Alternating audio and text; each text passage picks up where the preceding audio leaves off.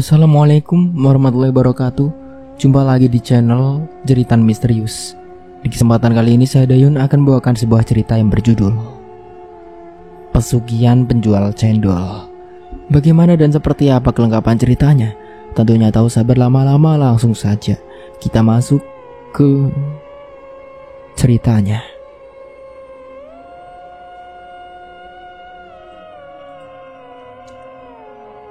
Bercerita adalah bagian dari pelajaran bahasa di setiap sekolah. Pelajaran sastra ini kerap menjadi misteri yang disenangi oleh siswa-siswi, terutama ketika di bangku sekolah dasar. Guru yang mengajar pun senang jika sudah memberi materi pelajaran bercerita ini. Seingatnya saat sekolah SD di kelas 4 dan 5, pelajaran bercerita ini menyenangkan. Bahkan gurunya pun jika bercerita contoh cerita betapa hebatnya, hingga banyak anak-anak yang menyimak dan terkesima. Di sebuah sekolah dasar, saat pelajaran bahasa Indonesia, seorang guru hari ini ingin memberikan materi pelajaran tentang bercerita.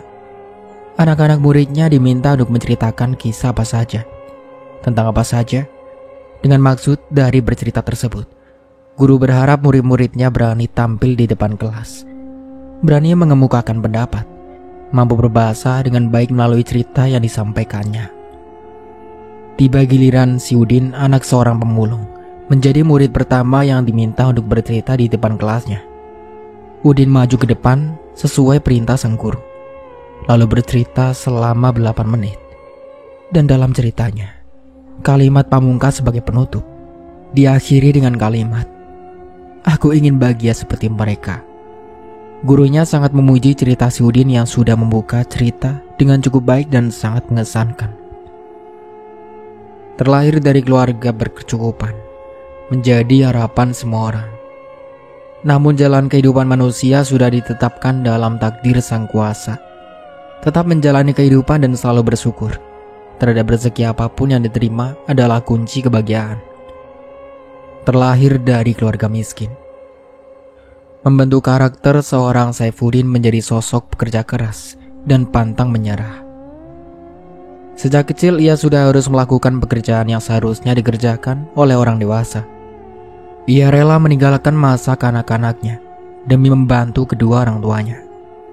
Orang tuanya si Udin hanya bisa pasrah melihat anak-anaknya yang masih kecil harus tinggal di sebuah gubuk reot dan sempit. Bangunan gubuk yang berukuran 3 kali 4 meter itu hanya berlantai tanah.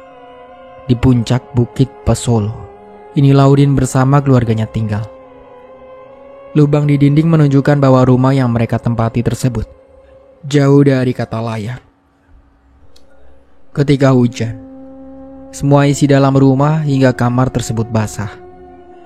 Di bukit yang memiliki ketinggian 356,0 meter di atas permukaan laut, Udin dan keluarganya hidup dengan kondisi memprihatinkan. Untuk menyambung hidup, ayahnya bekerja sebagai petani, penggarap atau buruh harian yang penghasilannya yang tidak menentu. Sementara ibunya bekerja sebagai asisten rumah tangga di salah satu rumah tetangganya. "Apapun akan saya kerjakan untuk menyambung hidup, yang penting halal," kata orang tuanya Udin. Orang tuanya berprofesi sebagai petani, hanya dengan mengandalkan hasil panen sawah. Itu pun cuma beberapa petak. Mereka sangat keteteran membiayai hidup mereka. Jangankan memikirkan pendidikan Udin beserta saudara-saudaranya, biaya hidup sehari-hari saja sekedar untuk mengisi perut sangat sulit didapat. Walaupun masa kanak-kanaknya terkuras habis, Udin berjanji akan menyelesaikan sekolahnya dan berjanji akan menjadi orang sukses agar kehidupan keluarganya berubah. Setiap harinya, selepas sekolah, Udin buru-buru lari ke ladang untuk membantu tetangnya dan pulang ketika matahari sudah terbenam. Kemudian ia lanjut dengan belajar. Terbukti selama ia bersekolah dasar, Udin selalu mendapat peringkat 3 besar. Sampai akhirnya masa remaja menghampirinya. Kini tiba saatnya untuk mengubah seragam putih biru. Banyak dari teman-temannya Udin yang tak melanjutkan sekolahnya ke jenjang SMP dikarenakan tidak memiliki biaya. Sebenarnya nasib mereka sama, tidak memiliki banyak uang, susah untuk melanjutkan sekolah. Namun perbedaannya adalah mereka seakan pasrah menerima nasib kemiskinan. Udin ini tergolong anak yang berprestasi di sekolahnya. Terbukti dari Udin yang selalu memenangkan olimpiade dan memikirkan omongan orang yang selalu merendahkannya. Justru omongan orang itu menjadi motivasi baginya. Hari terus berganti. Kini saatnya bagi Udin untuk melanjutkan mimpinya. Ia pernah bermimpi untuk menjadi orang mahasiswa. Sebuah mimpi yang teramat sederhana bagi orang yang memiliki banyak uang. Udin cukup sadar dengan keadaannya. Udin hanyalah anak seorang petani yang dalam kebutuhan sehari-harinya pun sulit untuk terpenuhi. Lantas bagaimana bisa ia bermimpi seperti itu? Salahkah Udin bermimpi? Udin pernah mencoba bercerita pada keluarganya tentang mimpi itu. Tetapi mereka hanya menunjukkan raut wajah sedih, seakan meratapi nasib. Ingin rasanya Udin marah, menyesal pernah terlahir dari keluarga miskin. Tetapi suara azan menyadarkan dari nafsu duniawi. Kepada Allah ia serahkan segalanya. Ia curahkan semua impian, harapan dan cita-citanya dalam doa-doa malam. Udin sadar, tak seharusnya menyerah dengan keadaan yang membuatnya semakin miskin terpuruk. Ia harus bangkit dan optimis, bisa mewujudkan semua mimpinya. Jika harus bekerja, Udin akan bekerja demi melanjutkan studinya. Udin telah menjalani pekerjaan sebagai guru les. Penghasilan dari pekerjaan itu ia tabung dan kumpulkan untuk biaya kuliahnya nanti. Namun sayang, uang tersebut belum cukup untuk memenuhi kebutuhan biaya kuliahnya. Udin tahu, biaya masuk kuliah pasti sangat mahal. Semua berkat kegigihannya. Dia dalam berusaha dan beristiqomah. Udin bisa masuk kuliah melalui jalur bidik misi.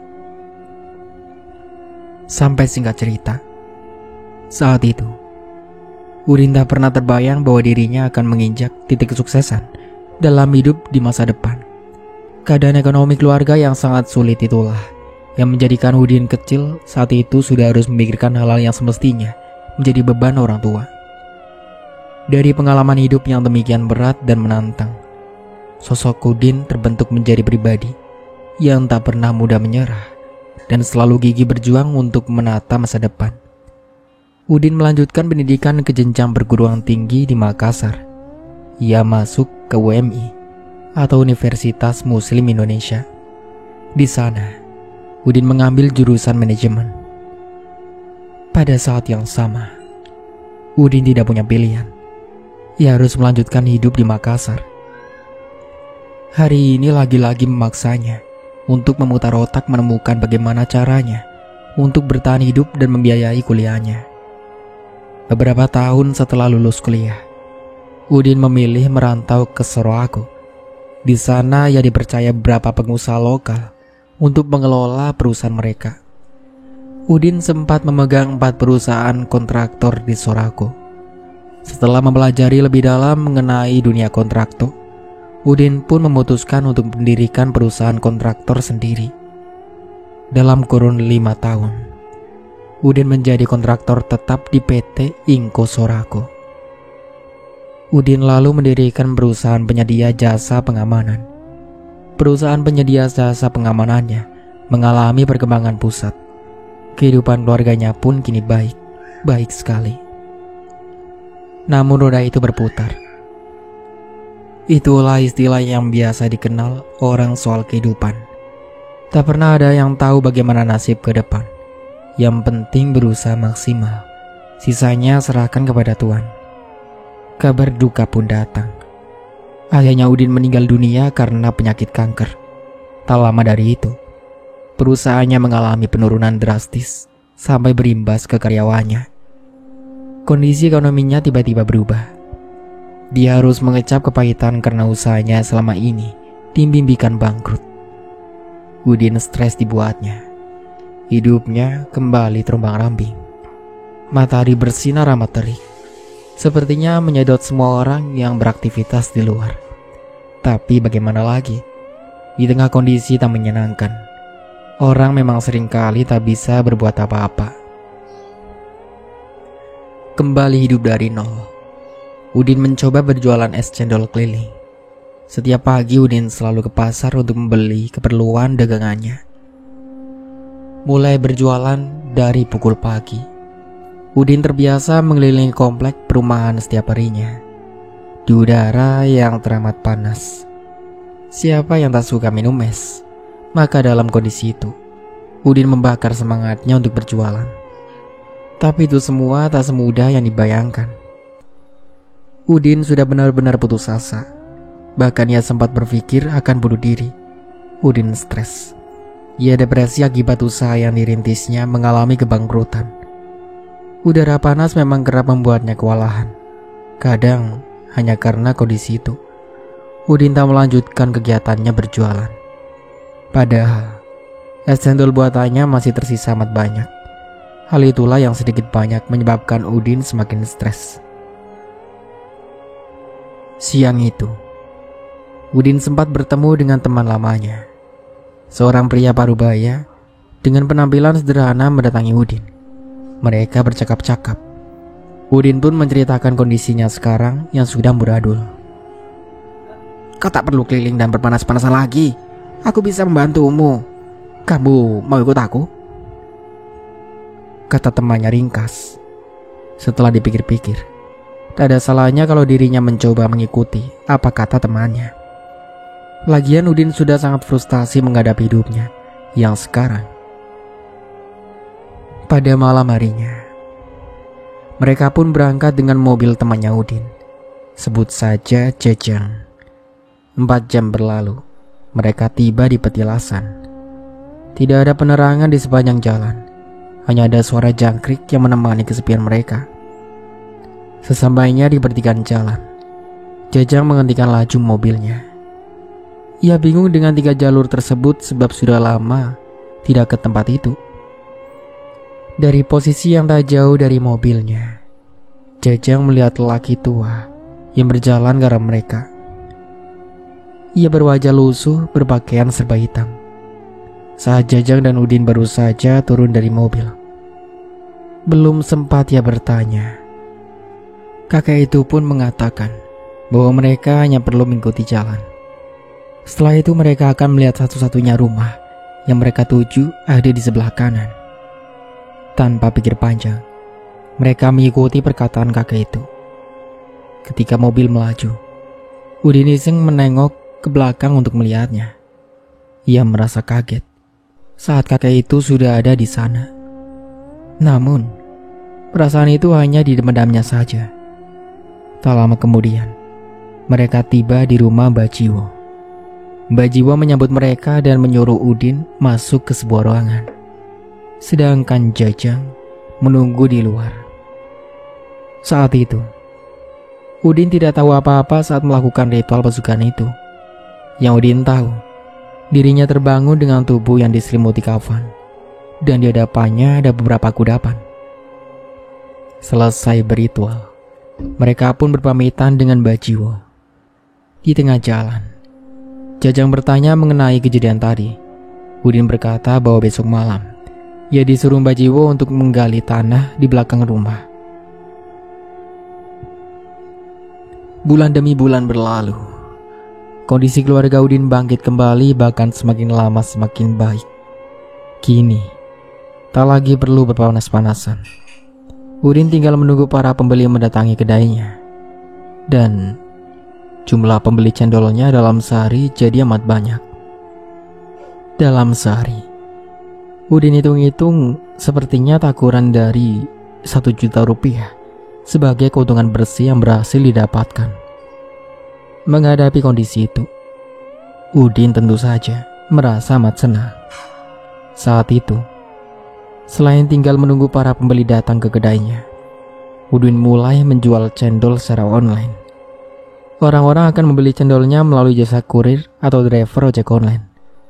Dan praktis saja, karena menerapkan sistem jualan seperti itu dan kini kekayaannya meluber ke mana-mana. Penjualannya mencapai titik adi manusiawi.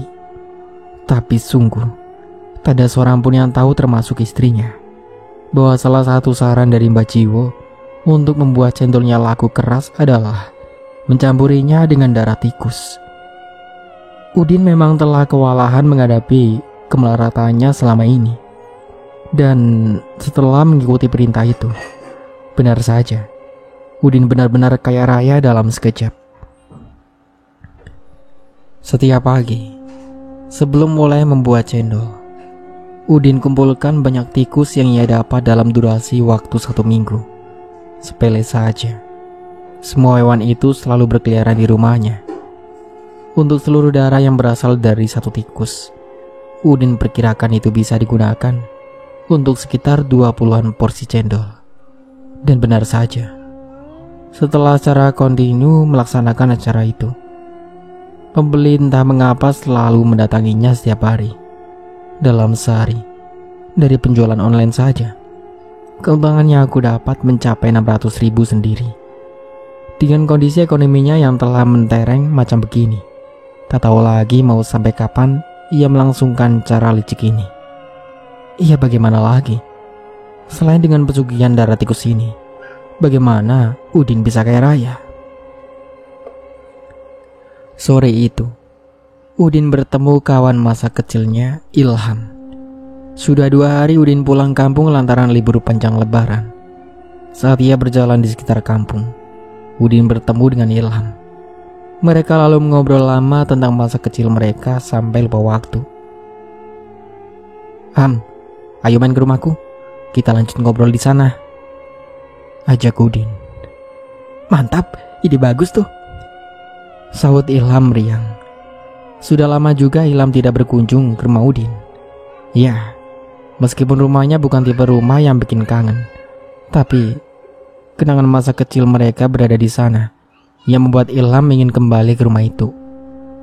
Namun sesampainya di sana, Ilham tak menemukan rumah Udin yang dulu. Seingatnya dulu, rumah Udin terlampau sederhana. Dia pun terpaksa putus sekolah karena harus membantu orang tuanya mencari nafkah. Tapi yang Ilham lihat sekarang adalah rumah lantai 2 yang benar-benar mewah. Sejak kapan Udin jadi kaya? Ilham tak ingin berpikir macam-macam. Mungkin nanti Udin akan menceritakannya sendiri kepadanya. Udin lalu mempersilahkan Ilham masuk. Di dalam, ternyata tak ada siapa-siapa. Mana keluarganya? Apa mungkin mereka sedang keluar? Atau mungkin ini rumah hasil jeripaya Udin? Terlalu banyak pertanyaan di kepalanya yang tak bisa ia jawab. "Ham, mau minum apa?" tanya Udin membuyarkan lembunannya. "Kopi saja, yang pahit ya," balasnya. "Seleramu ternyata nggak berubah ya," jawab Udin sambil tersenyum lalu pergi mengambilkan minum. Ilham menunggu Udin dengan duduk di ruang tamu yang punya interior indah.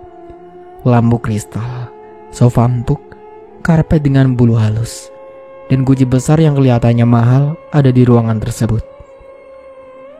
Kalau memang ia ini hasil jeripayanya, Ilham benar-benar kagum padanya. Meski sangat indah dipandang mata, entah kenapa Ilham merasa ada sesuatu yang janggal dari rumah itu. Lampu kristal yang menggantung di tengah ruangan memang terang sekali, tapi Ilham merasa ada suasana suram di rumah itu. Bosan menunggu Udin, ia berkeliling di ruang tamu untuk melihat-lihat. Ilham lalu tiba di sebuah guci besar yang diletakkan di ujung tangga menuju lantai 2. Guci tersebut berwarna hitam kelam, cukup mengkilat hingga dapat memantulkan wajahnya sendiri. Beberapa detik Ilham mengamati guci tersebut. Ia dikejutkan oleh sebuah bayangan perempuan dengan mata yang sepenuhnya putih, sedang mendekatkan wajahnya di sebelahnya. Sontak, Ilham langsung menoleh karena takut. Namun, ia tidak menemukan siapa-siapa di belakangnya. Di ruangan itu pun ternyata hanya ada Ilham seorang. "Ada apa, Ham? Kok pucat gitu?" tanya Udin yang datang membawa 2 buah cangkir. Tidak apa-apa, kurang kopi kali," balas Ilham sambil meringis.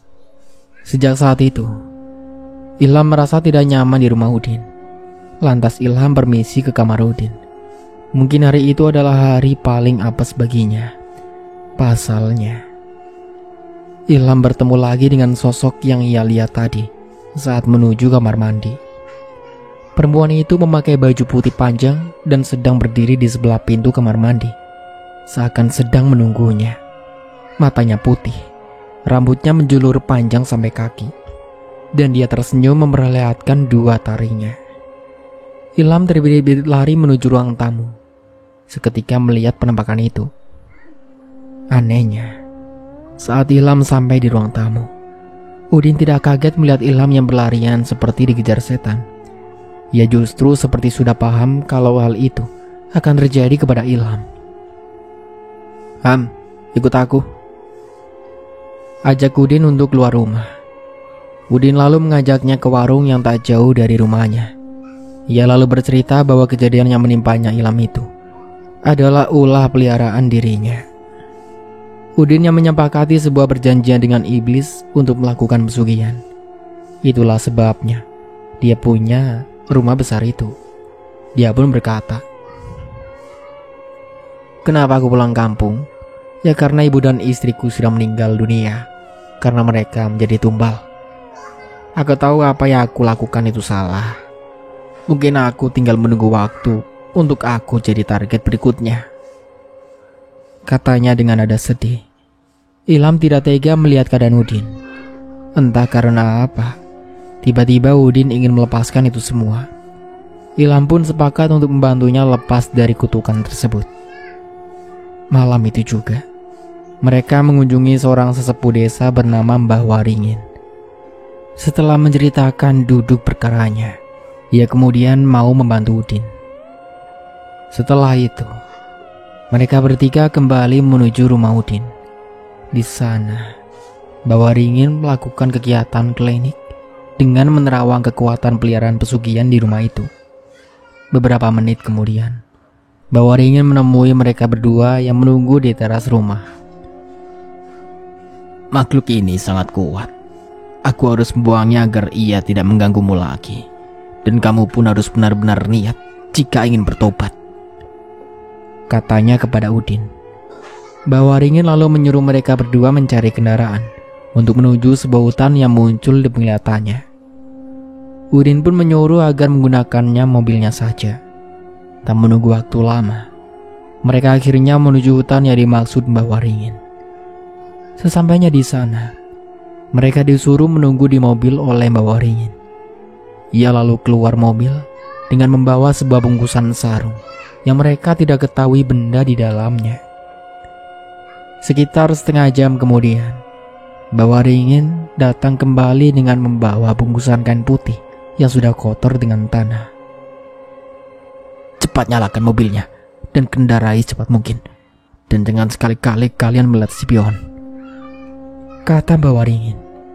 Udin lalu cepat-cepat memutar mobil dan menginjak gas secepatnya. Hutan yang gelap itu kini hanya ada suara gas mobil yang mereka kendarai. Tiba-tiba, ada guncangan berasal dari belakang mobil. Seperti tahu siapa itu, Mbah Waringin lalu komat-kamit merapal mantra untuk mengusirnya. Namun, Udin yang sedang panik itu tak sengaja melihat spion untuk melihat siapa yang sedang mengganggu mereka di belakang. Naas, usaha Udin yang ingin melepaskan perjanjian itu digagalkan sendiri oleh dirinya sendiri. Guncangan itu berhenti pada akhirnya. Mbah Waringin juga sudah tak komat-kamit lagi. Tapi mereka harus pulang dengan Udin yang kini sudah gila akibat tak menuruti kata Mbah Waringin.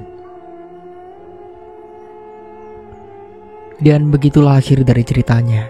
Semoga dari cerita ini kita bisa ambil hikmah dan pelajarannya. Saya Dayun pamit undur diri. Sampai jumpa kembali di cerita baru berikutnya. Kurang lebihnya mohon maaf. Wassalamualaikum warahmatullahi wabarakatuh.